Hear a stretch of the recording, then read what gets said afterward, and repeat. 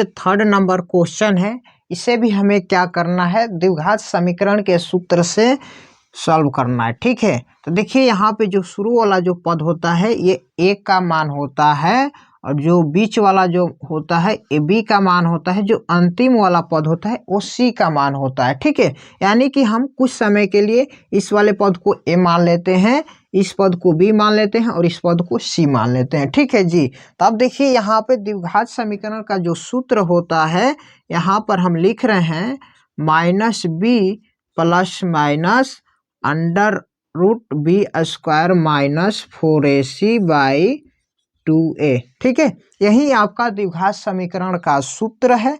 अब इसी सूत्र पे हम क्या करेंगे, मान बैठाएंगे और यहाँ से इसके हल को प्राप्त कर लेंगे। ठीक है, तो अब देखिए यहाँ पे b है यहाँ पे, तो b का मान निकालेंगे। तो देखिए b इस वाले भाग में है, तो यानी कि x अक्ष x का जो गुणांक है उससे हमें लिखना है यहाँ पर। ठीक है ना, जो x का गुणांक है वही b का मान हो जाएगा। हमें चर पद नहीं लेना है, हमें अचर पद लेना है। तो b का मान क्या हो जाएगा, 4√3। तो लेकिन यहाँ पे सूत्र में क्या है, माइनस में है, तो माइनस लिखेंगे 4√3। ठीक है, अब उसके बाद देखिए प्लस माइनस अंडर रूट में बी स्क्वायर, तो बी का मान हमारा है माइनस नहीं है यहाँ पे, बी का मान हमारा है, देखिए बी का मान हमारा है 4√3 का स्क्वायर। ठीक है, उसके बाद माइनस 4ac, तो 4a का मान देखिए क्या है यहाँ पर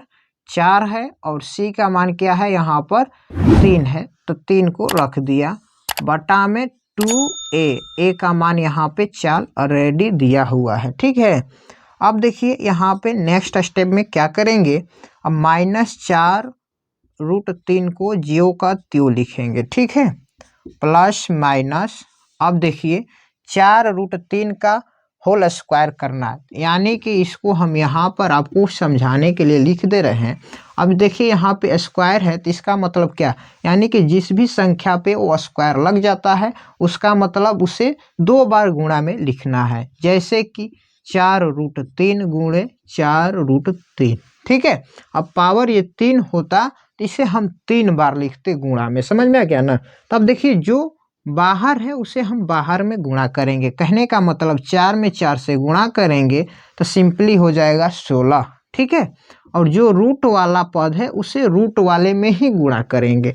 अब √3 में √3 से गुणा करेंगे तो सिंपली हो जाएगा √9।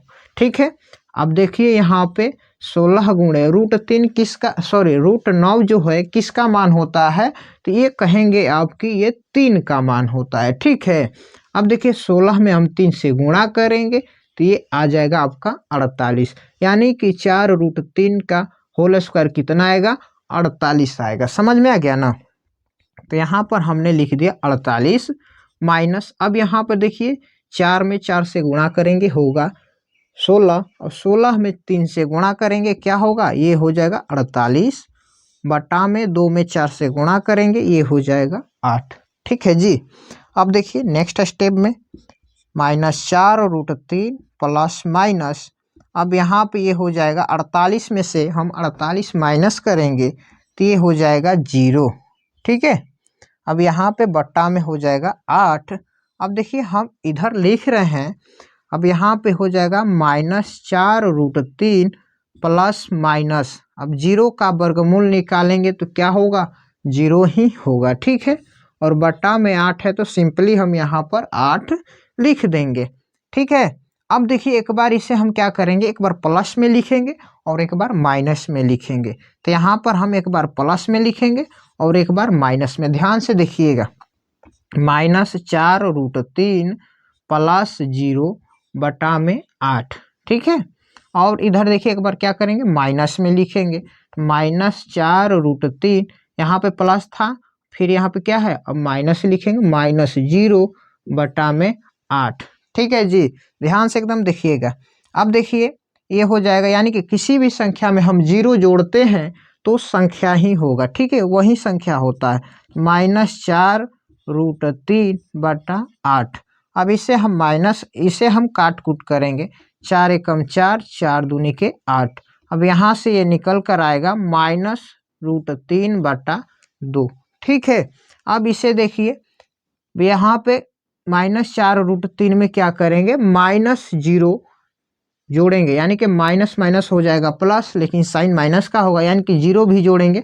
हमने क्या बताया, यानी कि किसी भी संख्या में हम जीरो जोड़ते हैं तो वही संख्या प्राप्त होती है।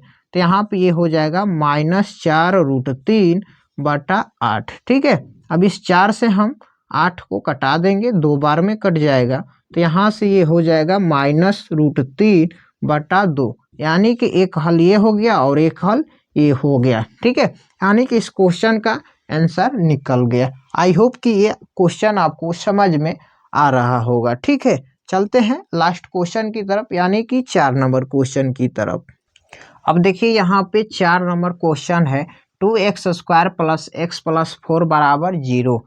अब यहाँ पे इस क्वेश्चन को हल करेंगे तो इसका आंसर ऋणात्मक आएगा, यानी कि माइनस में आएगा। क्यों आएगा, देखिए हमने पहले ही आपको बता दिया था, यानी कि फर्स्ट क्वेश्चन में बोला है जब हम इसको बनाएंगे, इस समीकरण को बनाएंगे, अगर इसका मूल का अस्तित्व होगा तभी हम बनाएंगे, इसका हल निकालेंगे। ठीक है ना जी, तो यहाँ पे हम इसमें निकाले थे, ये तो मूलों का अस्तित्व नहीं है। जब मूलों का अस्तित्व नहीं होगा तो फिर इसका हम हल नहीं निकाल पाएंगे।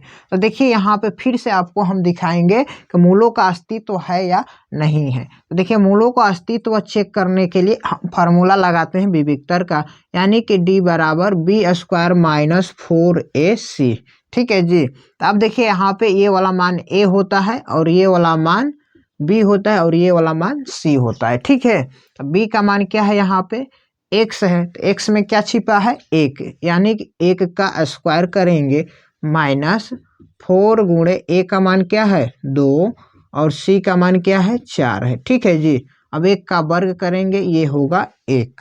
ठीक है, -4 में 2 से गुणा करेंगे होगा 8, 8 में 4 से गुणा करेंगे, ये हो जाएगा 32। अब देखिए यहाँ पे माइनस करेंगे तो ये हो जाएगा -31।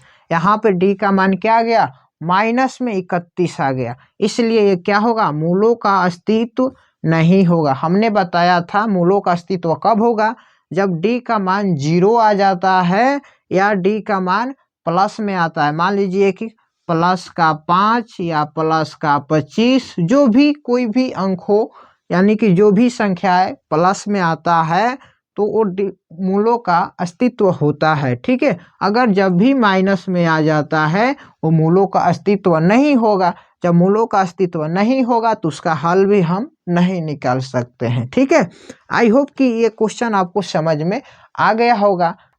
अभी तक आप चैनल पर नए हैं तो चैनल को सब्सक्राइब कर दीजिए और बेल का आइकन को ऑल पर प्रेस कर दीजिए, ताकि इसी तरह की और सारी नई नई वीडियो आपको टाइम टू टाइम मिलती रहे। तब तक के लिए आपका बहुत बहुत धन्यवाद।